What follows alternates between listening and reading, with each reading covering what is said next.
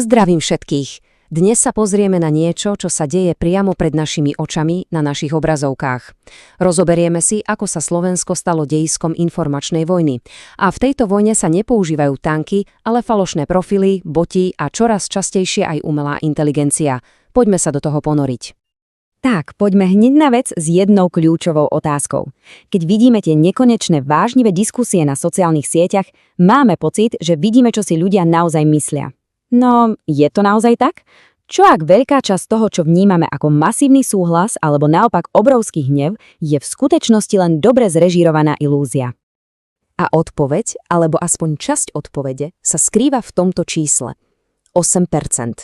Podľa analýzy investigatívneho centra Jána Kuciaka presne toľko, teda približne 8% všetkých interakcií v politických diskusiách u nás mali na svedomí falošné profily. Možno si poviete, že 8% nie je až tak veľa. Ale mýlite sa. Je to dosť na to, aby to úplne pokrivilo naše vnímanie a vytvorilo dojem, že nejaký okrajový názor je v skutočnosti názorom väčšiny. Takže aby sme celému tomuto divadlu porozumeli, musíme sa pozrieť na hercov. Kto sú títo online útočníci? Lebo pozor, nie sú všetci rovnakí. Máme tu rôzne typy, každý s iným cieľom a inými metódami. V prvom rade tu máme botov. Predstavme si ich ako takú digitálnu armádu softvérových robotov. Ich cieľ je vlastne celkom jednoduchý. Oni sa vôbec nesnažia presvedčiť človeka. Ich úlohou je oklamať algoritmus sociálnej siete. Ako náhle vyjde nejaký príspevok, oni ho okamžite zasypú lajkami a zdieľaniami, aby ho systém vyhodnotil ako dôležitý a ukázal ho čo najviac ľuďom. Je to proste hra s číslami.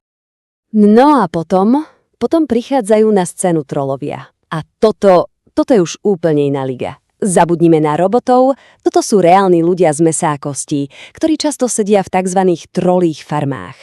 Ich hlavnou zbraňou nie je počet klikov, ale emócia. Ich práca? Vstupovať do diskusí, provokovať, hádať sa, vyvolávať hnev, strach. Cieľom je totálne rozbiť akúkoľvek normálnu debatu a rozoštvať ľudí proti sebe. A nie je to náhoda. Často pracujú na zmeny a dostávajú presné inštrukcie, čo a ako majú v ten deň komunikovať. A ako by to nestačilo, máme tu tretiu a asi tú najzákernejšiu kategóriu kyborgov. Je to taký hybrid, viete? Predstavte si účet, ktorý väčšinu dňa funguje ako automatický bot, zdieľa články, lajkuje, ale zrazu v kľúčovom momente, keď treba v diskusii napísať nejaký cielený komentár, prevezme ho živý človek. A presne táto kombinácia efektivity stroja a prefíkanosti človeka ich robí takmer neodhaliteľnými.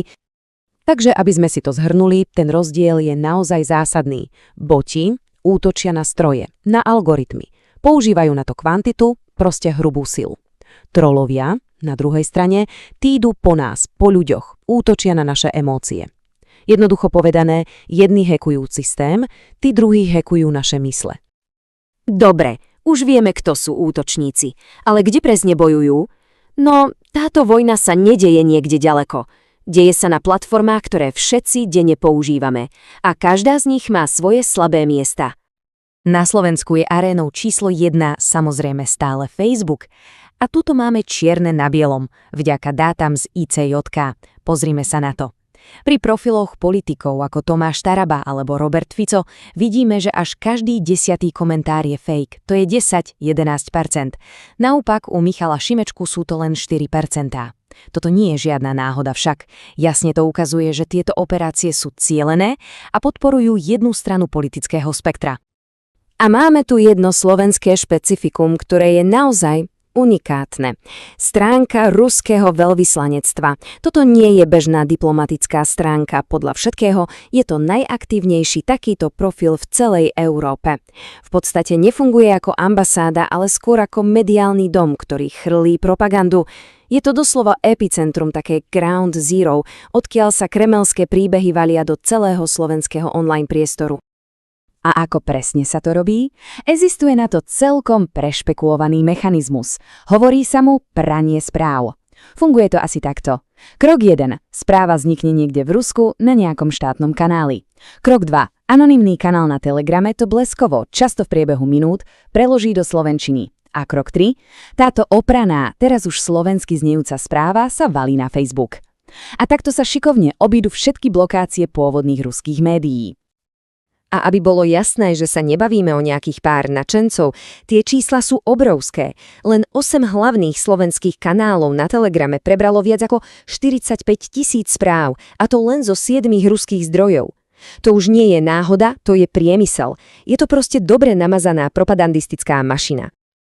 A presne v momente, keď si hovoríme, že už tomu možno aj rozumieme, prichádza na scénu niečo úplne nové. Nová zbraň, ktorá mení pravidla hry. Samozrejme hovorím o generatívnej umelej inteligencii. Určite si pamätáte na voľby v roku 2023. Tesne pred nimi sa stalo niečo, čo sme tu ešte nemali. Len 2 dní pred moratórium sa na internete objavila audionahrávka. Mala zachytávať rozhovor medzi Michalom Šimečkom a novinárkou Monikou Tódovou o tom, ako idú zmanipulovať voľby. Načasovanie?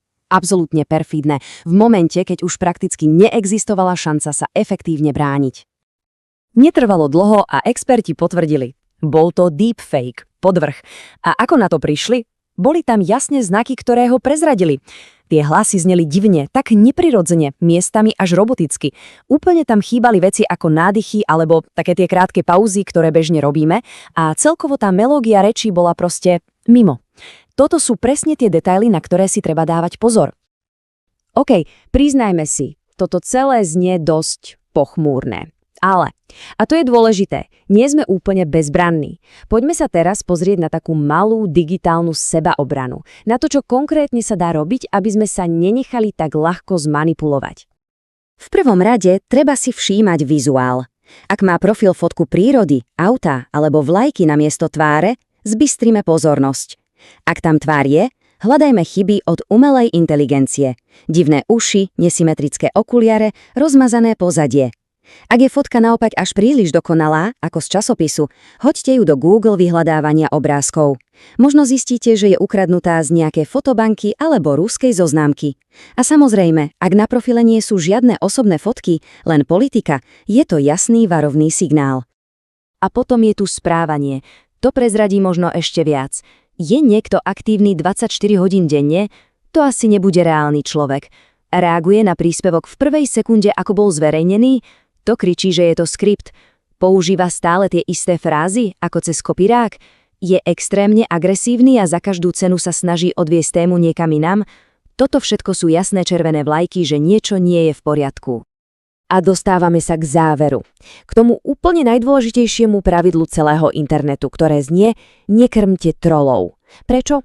Pretože troll sa živí našou pozornosťou, našimi emóciami. Každý náš komentár, aj keď si myslíme, aký je super inteligentný, je pre neho len palivo. Takže tá najlepšia a najsilnejšia zbraň: ignorovať, nahlásiť, zablokovať, nič viac. V tejto kognitívnej vojne je totiž naša myseľ to hlavné boisko a je len na nás, ako si ju ochránime.